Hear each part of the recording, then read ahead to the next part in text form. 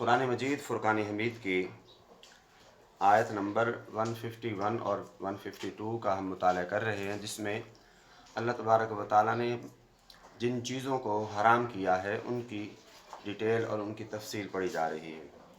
आज की ज़ेर मुताला आयत है 152। आइए मेरे साथ मिलकर पढ़िए। आऊज़ु बिल्लाहि मिनश्शैतानिर रजीम बिस्मिल्लाहिर रहमानिर रहीम वला तक़रबू और ना करीब जाओ मालल यतीमी यतीम के माल के करीब ना जाओ इल्ला मगर बिल्लती हिया अहसन मगर जो अच्छाई के साथ हो मगर जो अच्छाई के साथ हो हत्ता यहाँ तक के यबलुगा अशुद्धहू यहाँ तक के वो पहुँच जाएं अपनी पुख्तगी को यहाँ तक के वो अपनी पुख्तगी को पहुँच जाएं। ये है आयत नंबर 152 का एक हिस्सा। और इससे कबल हमने जो अल्लाह ने हराम की हैं अशिया उनके बारे में तज़किरा पढ़ा, जिसमें सबसे पहले अल्लाह रब्बुल आलमीन ने फरमाया कि शिर्क जो है वो नहीं करना, अल्लाह के साथ किसी को शरीक नहीं करना। नंबर 2 पे वालिदैन के साथ हुस्न सलूक करना है। और नंबर 3 पे है अपनी औलादों को गुर्बत के बायस कत्ल न करना। और नंबर 4 पे है कि जो है बुराई और बुरे कामों के करीब न जाना, वो ज़ाहिरन हो या वो बातिनन हो, जो भी जिस सूरत में भी हो उनके करीब नहीं जाना।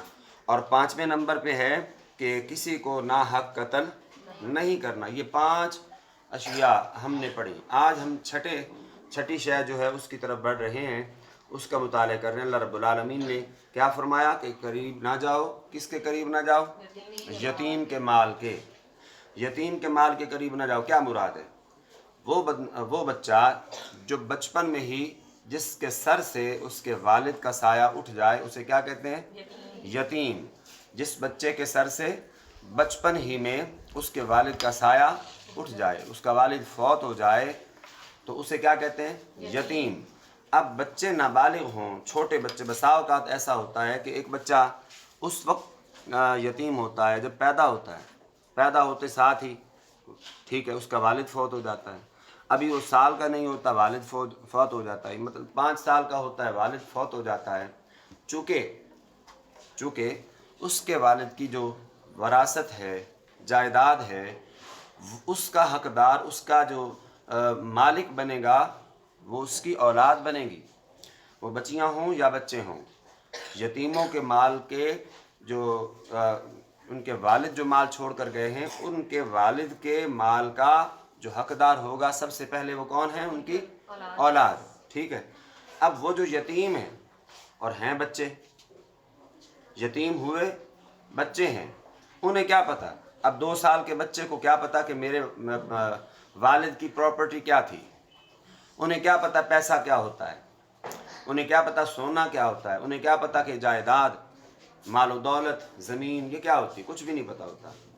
तो जब ऐसी हालत आए,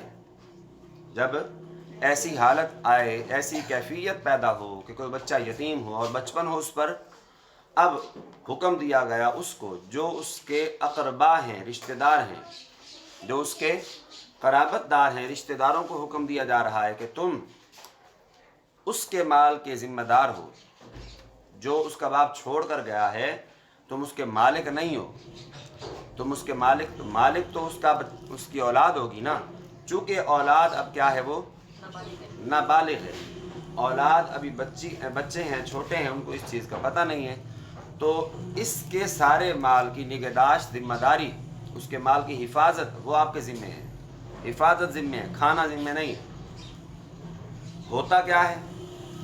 ہوتا کیا ہے کہ اکثر مال کے حرص میں، مال کے لالچ میں، اور انہیں یہ بھی جو ایڈوانٹیج اس کے ساتھ یہ حاصل ہوتا ہے کہ بچے کو تو پتہ نہیں ہے، بچے کو تو پتہ نہیں کتنا ہے کتنا نہیں، یہ اس کو پتہ ہوتا ہے کہاں کہاں اس کے مال پڑا ہوا ہے، کہاں کہاں اس کی زمین ہے، اس کے باعث، اس مال کے باعث اس کے اندر حرص پیدا ہوتا ہے، اور حرص کے وجہ سے وہ کیا کرتا ہے پھر اس میں، اس مال کے اندر پھر وہ کیا کرتا ہے، بے ایمانی کرنا شروع کرتا ہے۔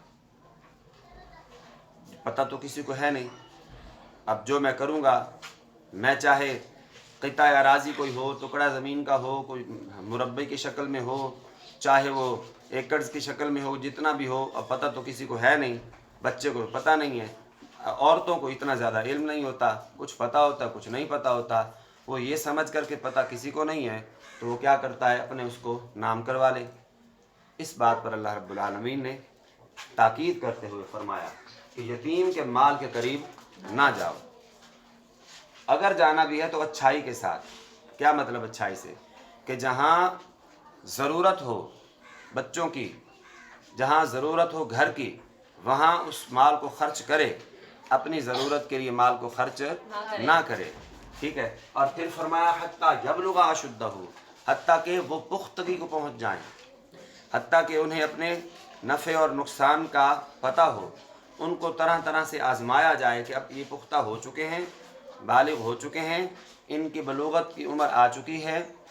کچھ بچے ایسے ہوتے ہیں کہ بلوغت کو پہنچ جاتے ہیں، بالغ ہو جاتے ہیں، بالغ ہو جاتے ہیں، لیکن اس کے باوجود کیا ہوتا ہے، بالغ ہونے کے باوجود ان کی عقل پختہ نہیں ہوتی۔ جیسے آپ کی عقل پختہ نہیں ہے، دھیان ہی نہیں ہے کسی کا کیا کہہ رہے ہیں، میں نے بھی درمیان میں سے پوچھنا ہے، بات کی سمجھ آ رہی ہے؟ بچے بسا اوقات بالغ ہو چکے ہوتے ہیں لیکن انہیں ابھی ایسا دماغی طور پہ وہ پختہ نہیں ہوتے، لین دین کے معاملے میں پختہ نہیں ہوتے، تو حکم دیا گیا کہ طرح طرح سے ان کی آزمائش کرو، آزماؤ ان کو، کچھ پیسے دے کے، چیزیں خریدنے کے لیے کیسے خریدی جاتی ہے، کیسے بیچی جاتی ہے، کام کیسے کی، اگر آپ دیکھو کہ اب یہ پختہ ہو چکا ہے، سمجھ اس کو آ گئی ہے، تو جو کچھ اس کے مال اس کے آبا و اجداد چھوڑ کر گیا، اس کے باپ چھوڑ کر گیا ہے، وہ اس کے سپرد کر دیا جائے۔ اگر وہ ابھی تک سنبھلا نہیں ہے، بالغ تو ہو چکا ہے لیکن بالغ ہونے کے ساتھ ساتھ ابھی پختہ عقل نہیں آئی، اس کو اپنے نفع نقصان کا صحیح طرح سے پتہ نہیں ہے، تو پھر اللہ رب العالمین نے حکم دیا کہ ابھی اس کے اوپر نگہداشت جاری رکھو۔ یتیم کے مال کو ناحق کھانے کے حوالے سے سورہ نساء کی آیت نمبر 10 میں ایک بڑی سخت وعید ہے۔ یتیم کے مال کو کھانا، اس کے اوپر سخت وعید، عذاب کا جو ہے وہ اللہ رب العالمین نے حکم دیا ہے۔ کیسے؟ سورہ نساء آیت نمبر 10 ارشاد فرمایا ان الذین یأکلون اموال الیتامی ظلما، جو شخص، جو بندہ ناجائز طور پر یتیموں کا مال کھاتا ہے، یتیموں کا مال کھاتا ہے، انما یأکلون فی بطونہم نارا، انما یأکلون فی بطونہم نارا، تو وہ مال نہیں کھا رہا بلکہ فرمایا وہ محض اپنے پیٹ میں آگ بھر رہا ہے۔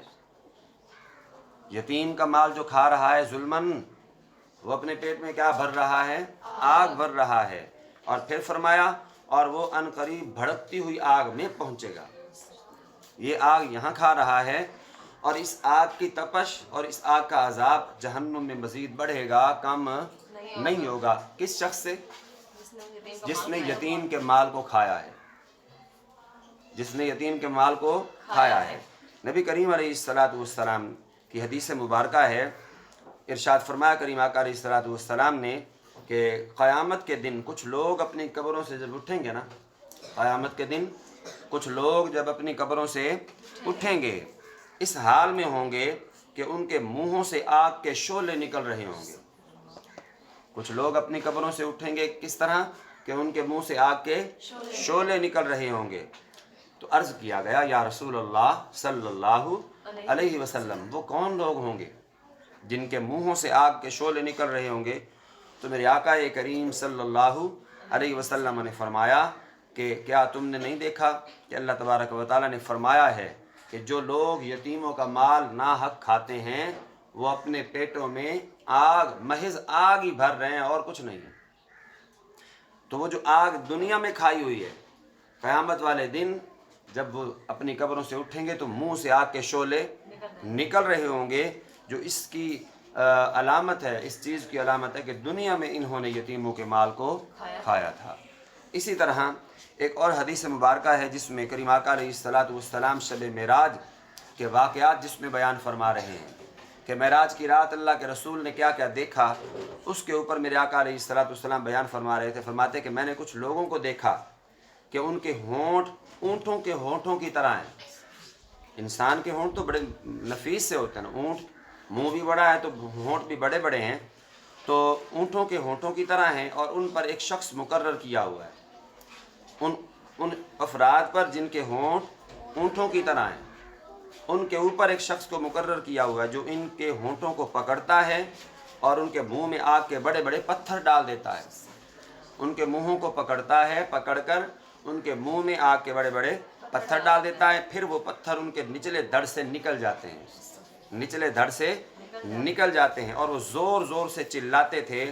میں نے جب یہ صورتحال دیکھی، کریم آقا علیہ السلام فرماتے ہیں جب میں نے یہ دیکھا تو میں نے جبریل امین سے پوچھا، اے جبریل یہ کون لوگ ہیں؟ میں نے جبریل سے پوچھا یہ کون لوگ ہیں؟ تو انہوں نے کہا یہ وہ لوگ ہیں جو ناحق یتیموں کا مال کھاتے تھے، جو ناحق یتیموں کا مال کھاتے تھے۔ اسی طرح ایک اور حدیث مبارکہ شعب الایمان کے اندر ارشاد فرمایا کہ حضرت ابو ہریرہ رضی اللہ تعالیٰ عنہ سے راوی ہیں کہ رسول اللہ صلی اللہ علیہ وسلم نے فرمایا 4 ایسے افراد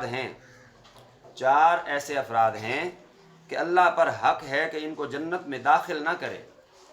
4 ایسے افراد ہیں جن پر اللہ کا حق ہے اللہ ان کو جنت میں داخل نہ کرے۔